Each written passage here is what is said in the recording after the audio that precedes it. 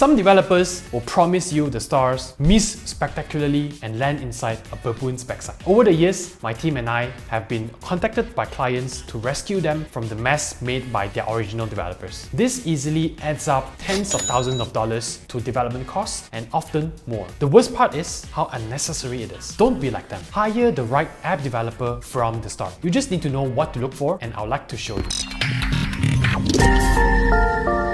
I'm Adrian, founder of Upstack Studio, where we've spent the past 5 years helping clients build mobile applications. I always feel bad when someone walks through the door with an idea their previous developer failed to complete. Sometimes I look at the work and I'm like, oh shit, we're gonna have to start from scratch. I ask how they even find developers like this. And when they answer, I can't help but think, you were kinda asking for it. But it's not fair. Especially if it's their first project, it's tough for non-technical founders to decide if a developer knows what they're talking about. Until now. This is the first of a two-part series sharing the 5 things I think every non-technical founders need to be aware of before they are ready to hire the right app developer. For the next 10 minutes, think of me as your technical co-founder. But first, I'll appreciate it if you could subscribe and help me on my mission to simplify app development for non-technical founders. Go ahead and click while I smile serenely at the screen.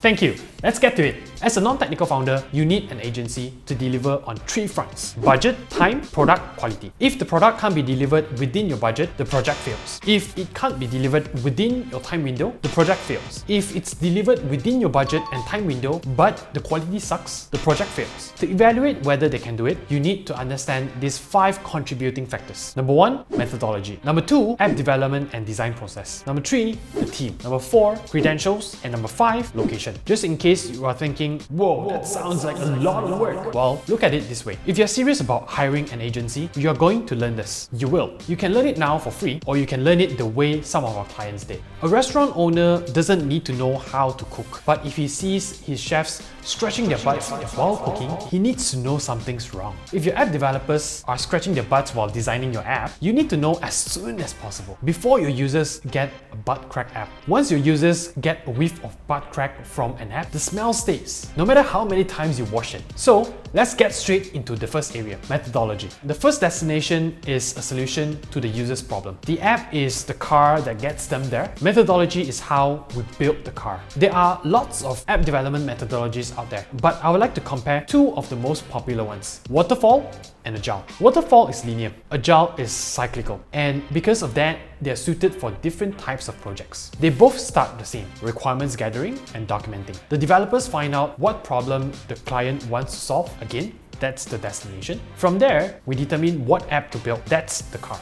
Then, the developer can go down the waterfall or agile road. With waterfall, the client waits for their car at the end of the road, and the road is split into 4 different checkpoints. Each checkpoint takes about 2 to 5 months and only starts when the previous checkpoint is reached. And there's no going back. As long as the developer has the technical ability and client requirements don't change, the client gets their car. What if you suddenly realize you do need to change the requirements? Well, past a certain point, nothing can be done. Big corporate clients prefer using waterfall. They usually have in-house tech teams that do internal requirements gathering. By the time they come to us, they have a good idea of what they need. And very importantly, if things go really wrong, they have the money to pay for a whole new project. If you are a non-technical founder, you don't have bottomless pockets. Also, I guarantee what you think you need now and what you know you need once you hear from the users will be very different. That's where agile comes in. Instead of waiting at the end of the road, the client goes along for the ride. Instead of delivering a finished car in 12 months, the developer gives you a steering wheel in 4 months for you to test on users. Based on feedback, you change your requirements and the developer creates a new iteration of the steering wheel. Maybe it's now a pair of handlebars. We go through more cycles. We add tires,